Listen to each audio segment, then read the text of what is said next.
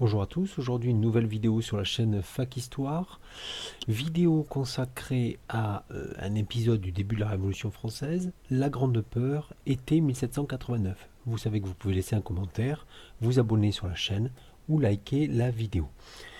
Alors, qu'appelle-t-on la Grande Peur? La Grande Peur, c'est en fait un mouvement collectif de grande ampleur, basé sur des peurs collectives et un mouvement de violence. Les deux sont entremêlés. C'est un épisode du début de la Révolution française, à l'été donc 1789, du 20 juillet au 6 mai, qui va avoir des résonances et qui va avoir des répercussions sur le cours de la Révolution française. Alors, les limites chronologiques et géographiques. Les limites chronologiques, j'en ai un petit peu parlé, mais je vais en reparler un petit peu. Ces limites, à la fois chronologiques et géographiques, ont été bien mises en valeur dans un travail fondamental qui est le travail de Georges Lefebvre sur la Grande Peur, qui est paru en 1932 et qui reste, pour une majeure partie de ses analyses, tout à fait pertinent. Au niveau des limites géographiques, comme vous le voyez sur cette carte, la Grande Peur touche la majorité des campagnes françaises. Alors, ces limites ont été ensuite identifiées donc par Georges Lefebvre, mais ensuite précisées par d'autres travaux, par exemple Henri Dinet dans la Grande Peur dans le Poitou en 1958, pardon. Et on peut identifier 6 points de démarrage. Le premier point de démarrage, c'est Nantes, le 20 juillet. Puis le Maine, le 20-21. La Franche-Comté, le 22 juillet. La Champagne, le 24. Le Clermontois, le 26. Dans le sud d'Angoulême, le 28. Ensuite, on a une courte pause du phénomène. Et en Provence, donc le 4 août, et la Grande Peur finit à Lourdes le 6 août.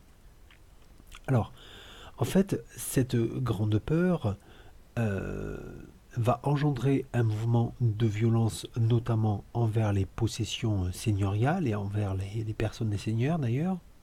Les possessions seigneuriales, essentiellement les châteaux, qui sont parfois incendiés, mais surtout, ce sont les archives seigneuriales, notamment les plans terriers qui permettaient de définir les droits féodaux pesant sur les paysans, qui sont incendiés. Alors, c'est quand même un acte fort qui montre une opposition à des structures d'ancien régime qui apparaissent aux paysans en tout cas déjà dépassées. Alors quelles sont les causes de la Grande Peur? On peut parler de choses un peu irrationnelles, mais il y a quand même un certain nombre de causes bien définies, qui apparaissent et bien identifiées. On va dire qu'il y a des causes de l'ordre du conjoncturel. Dans le conjoncturel, il faut absolument prendre en compte la situation des campagnes à l'été 1789. Comme dans les villes d'ailleurs, il s'agit d'une situation économique difficile, marquée par une montée des prix du grain, qu'on appelait les chertés à l'époque, et qui, sans nul doute possible, exacerbe les tensions sociales. Mais au-delà de cet aspect, il faut aussi noter des causes, je dirais, structurelles.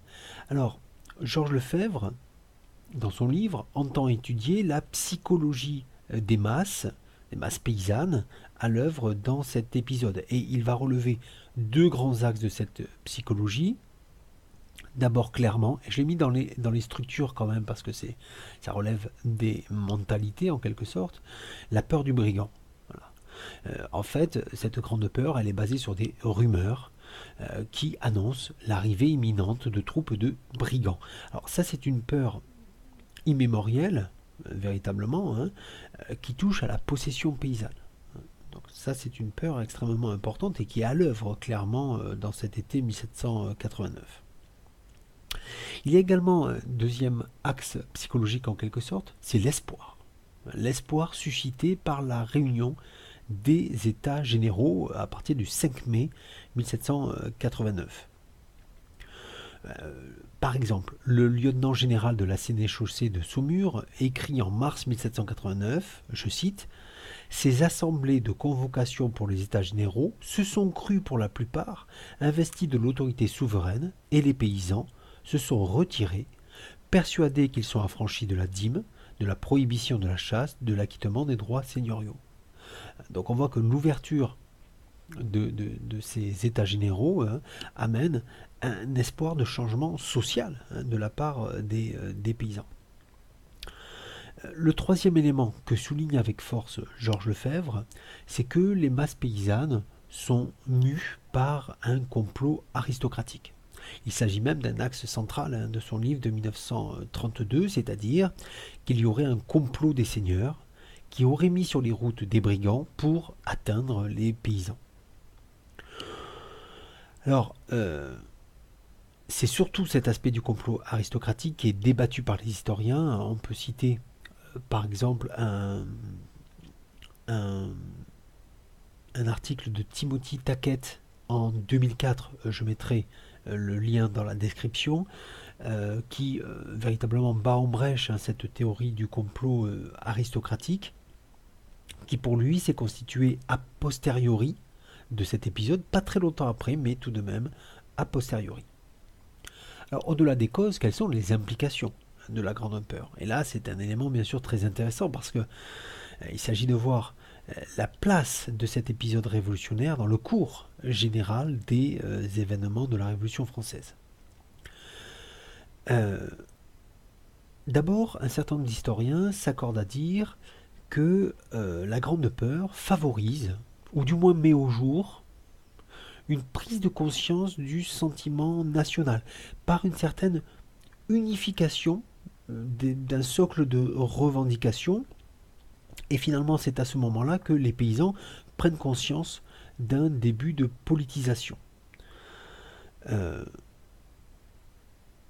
Alors, c'est vrai que cette prise de conscience nationale réapparaît ensuite dans le courant des choses, puisque cette grande peur va obliger l'Assemblée constituante, alors réunie à Versailles, à considérer la question paysanne et ainsi à voter les fameux décrets de la nuit du 4 et 5 août 1789 où la noblesse abandonne les droits féodaux en quelque sorte ancestraux, même si ensuite il va y avoir des nuances sur cette suppression des droits féodaux, mais c'est quand même là aussi une date essentielle de la Révolution française.